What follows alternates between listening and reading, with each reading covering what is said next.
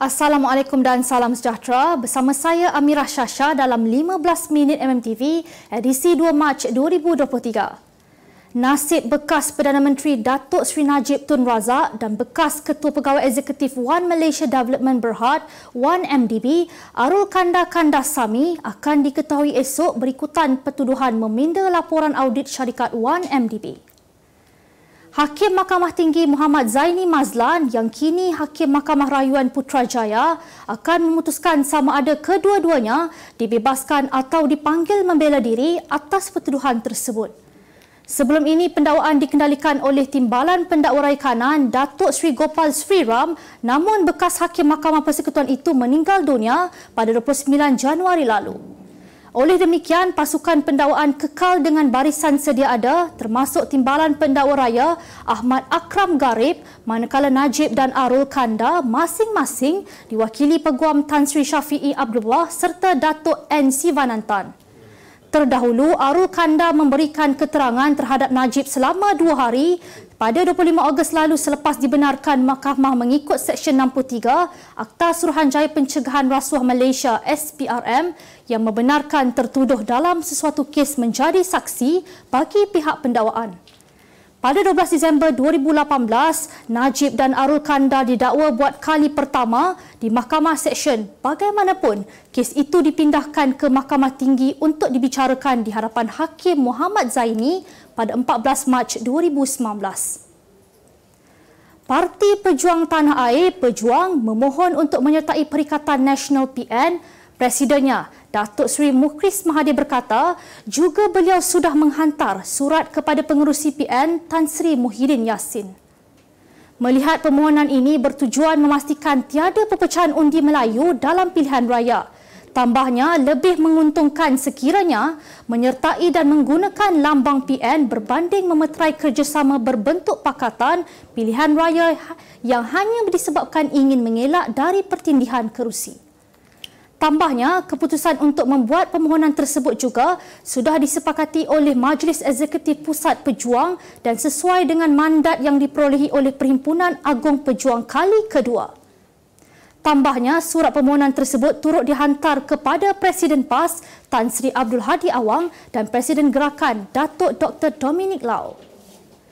Keadaan banjir di beberapa negeri, terutamanya Johor, dilihat bertambah kritikal apabila jumlah mangsa meningkat kepada 26,887 individu daripada 7,550 keluarga dipindahkan ke 205 pusat pemindahan sementara PPS setakat pukul 6 petang hari ini. Setiausaha Kerajaan Negeri Tan Sri Dr. Azmi Rohani berkata, terdapat beberapa jalan telah ditutup untuk semua kenderaan iaitu Jalan Keluang Mersing, Jalan Batu Pahat Mersing, Jalan GSA Camek, Jalan Senai Gemas, Jalan Johor Bahru Seremban dan Jalan Sekolah Menengah Kebangsaan Layang-Layang di Kluang. Dalam pada itu, Pahang menjadi negeri kedua yang mencatatkan angka mangsa tertinggi dengan 1,543 individu daripada 418 keluarga ditempatkan di 27 PPS. Negeri Sembilan pula mencatatkan peningkatan kepada 1,043 mangsa, Melaka dengan 77 mangsa, manakala Sarawak dengan Sabah dilihat menerima penurunan serta beberapa PPS telah ditutup. Dalam perkembangan yang sama, Kementerian Pendidikan Malaysia KPM memaklumkan seramai 431 calon sijil peperiksaan Malaysia SPM terkandas dalam banjir di 3 negeri dan tidak dapat hadir ke pusat peperiksaan akan diberi penjadualan semula.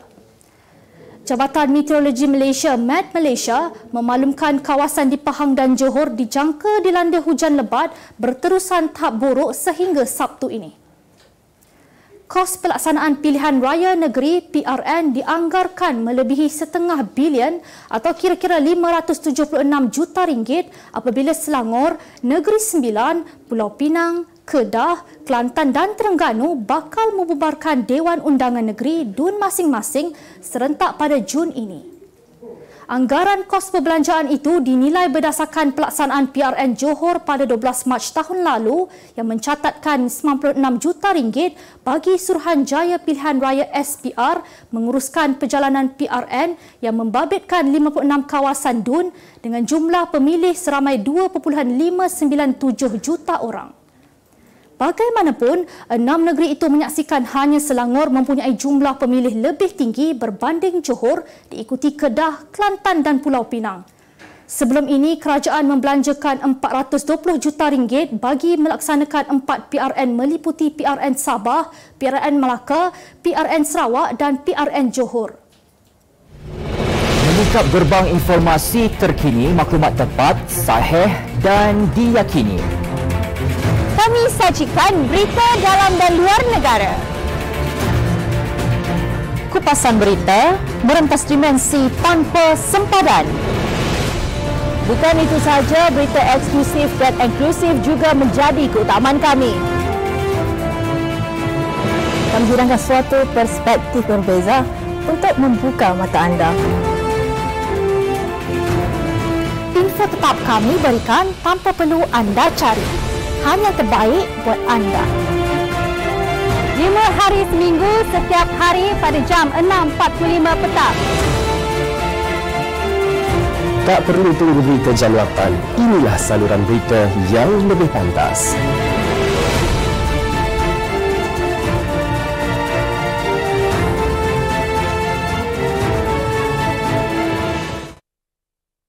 Seorang ibu mengandung yang juga merupakan pengarah sebuah syarikat mengaku tidak bersalah di Mahkamah Magistrate Kuala Pilah hari ini atas 3 pertuduhan penipuan berkaitan tawaran haji serta umrah.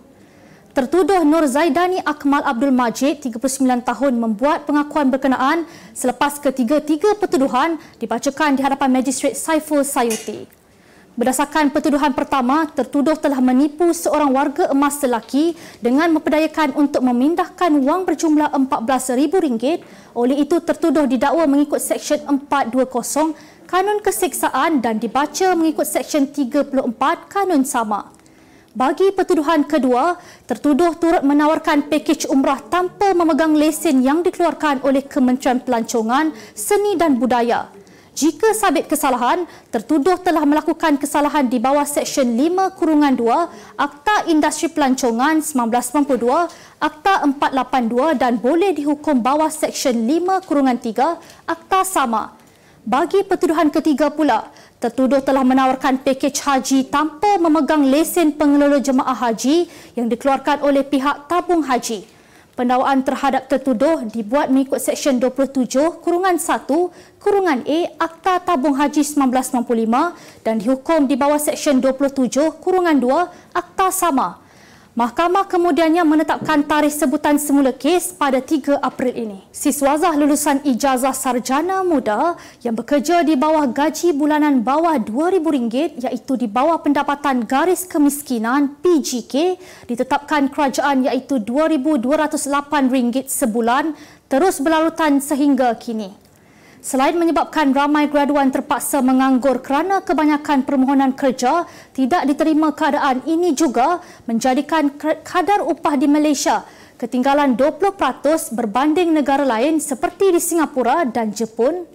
Bercakap kepada utusan Malaysia, Timbalan Presiden Kongres Kesatuan Sekerja Malaysia MTUC, Mat Kar Siwang berkata kerajaan perlu melihat isu ini menerusi langkah mentransformasi ekonomi ke arah bergaji tinggi dan memerlukan iltizam daripada semua pihak, terutamanya pemain industri.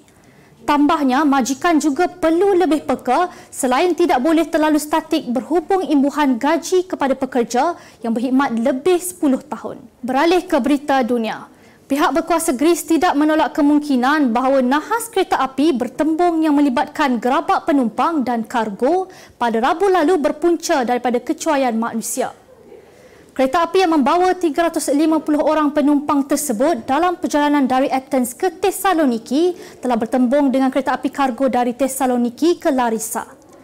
Perdana Menteri Greece Kyriakos Mitsotakis berkata ketika ini jumlah korban mencecah 43 orang selain seorang pengawal stesen telah didakwa kerana dikatakan menjadi punca kejadian tersebut berlaku. Dalam pada itu, Menteri Pengangkutan Greece Kostas Karamanlis menegaskan yang beliau bakal mengambil tanggungjawab sepenuhnya ke atas insiden tersebut dengan melepaskan jawatan yang dipegangnya ketika ini.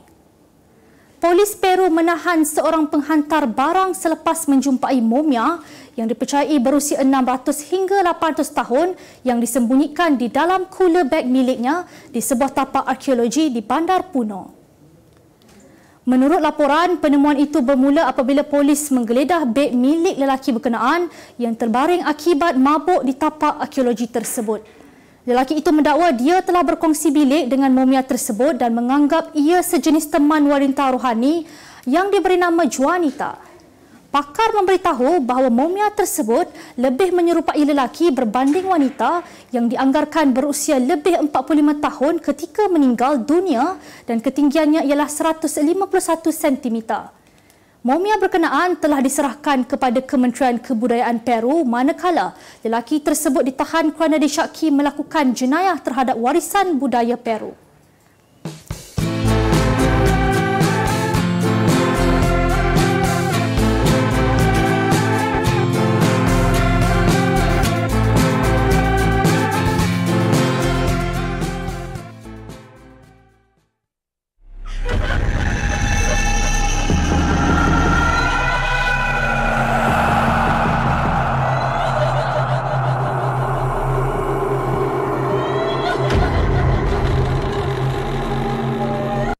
Berita ekonomi. Timbalan Perdana Menteri Datuk Seri Dr. Ahmad Zahid Hamidi hari ini menyambut baik cadangan untuk mengkaji menaikkan harga lantai getah skrap sekurang-kurangnya kepada RM3 sekilogram. Tambahnya, menaikkan harga lantai getah itu juga seiring usaha kerajaan sebelum ini yang menaikkan harga pengaktifan insentif pengeluaran getah IPG daripada RM2.50 kepada RM2.70 menerusi peruntukan sebanyak RM350 juta. Bagaimanapun, jelas beliau berkata, pengumuman bagi penetapan harga lantai getah itu seharusnya dibuat Perdana Menteri Datuk Seri Anwar Ibrahim. Sementara itu, laporan utusan Malaysia mengenai isu harga lantai getah sebanyak RM2.70 mendapat reaksi positif penoreh di sekitar Terengganu. Tinjauan mendapati kebanyakan penoreh di daerah itu mengakui kenaikan harga lantai getah memberi kesan yang baik buat kehidupan mereka, namun belum membuatkan mereka bernafas lega, terutamanya ketika mendepani harga barangan keperluan yang semakin meningkat. Perdana Menteri Datuk Seri Anwar Ibrahim memaklumkan Amazon Web Services AWS bakal membuka infrastruktur serantau baru di Malaysia dengan pelaburan bernilai RM25.5 bilion sehingga 2037. Ujarnya AWS komited kepada pelaburan teknologi antarabangsa terbesarnya setakat ini di Malaysia. Anwar berharap pelaburan baru ini dapat membawa peningkatan yang lebih besar dalam transformasi digital dan kepercayaan digital dalam masyarakat Malaysia. Tambahnya, pelaburan itu juga akan memajukan wawasan Malaysia Madani mengenai ekonomi berkemahiran tinggi, inovatif, inklusif dan mampan, di mana kekayaan dikongsi dengan lebih saksama. Kita ke berita sukan. Johor Darul Takzim JDT dikatakan perlu menyediakan RM5 juta setahun untuk membayar gaji Radamel Falcao sekiranya penyerang itu menyertai skuad Harimau Selatan tersebut. Anggaran itu merupakan perkiraan yang wajar selepas klub Spanyol Rayo Vallecano ketika ini dikatakan membayar gaji penyerang Colombia tersebut sebanyak RM5.6 juta setahun. Dalam pada itu, pemain yang berusia 37 tahun itu dilaporkan bersedia untuk menyertai JDT yang merupakan juara Liga Super 9 kali berturut-turut kerana kontraknya bersama kelab Rayo Vallecano bakal berakhir pada Jun ini. Skuad Harimau Selatan di bawah bimbingan Esteban Solari tersebut bakal menandatangani penyerang Colombia selama 2 musim selain Falcao akan menjadi duta buat JDT. Sekiranya bekas penyerang Manchester United dan Chelsea itu sah bersama JDT, maka dia akan menjadi pemain berprofil tinggi kedua yang menyertai skuad selepas Pablo Aimar pada 2013. Kelantan FC tekad kembali bangkit daripada kekecewaan minggu lalu untuk mencuri mata apabila berdepan Seri Pahang dalam aksi kedua Liga Super Stadium Darul Makmur Kuantan yang berlangsung malam ini. Kapten The Red Warriors TRW Mario Arquez berkata, biarpun menjangkakan laluan sukar bakal dihadapi pasukannya, namun yakin bahawa skuadnya mampu meraih kemenangan jika mengekalkan momentum sedia ada. Sabtu lalu, Kelantan menunjukkan aksi yang kurang memberangsangkan apabila kalah 1-2 kepada Kuching City dan ini mendatangkan kegusaran buat para penyokong yang meletakkan harapan agar TRW kembali berada di tangga teratas Liga. Persiapan pasukan Seri Pahang terganggu kerana beberapa pemain mengalami masalah kecederaan selepas terikat dengan keputusan 1-1 kepada Negeri Sembilan pada perlawanan sebelum ini. Menurut penganalisa sukan, pertembungan malam ini juga dijangkakan bakal mempamerkan aksi yang lebih baik selepas kedua pasukan dikatakan belajar dari kesilapan lepas untuk mara ke peringkat seterusnya. Sebagai penutup 15 minit MMTV hari ini, saksikan laporan cuaca esok Jumaat 3 Mac 2023. Jangan lupa dapatkan akhbar utusan Malaysia dan Kosmo untuk berita-berita terkini dan menyeluruh. Sekian sahaja daripada saya, Amirah Syasha. Assalamualaikum dan jumpa lagi.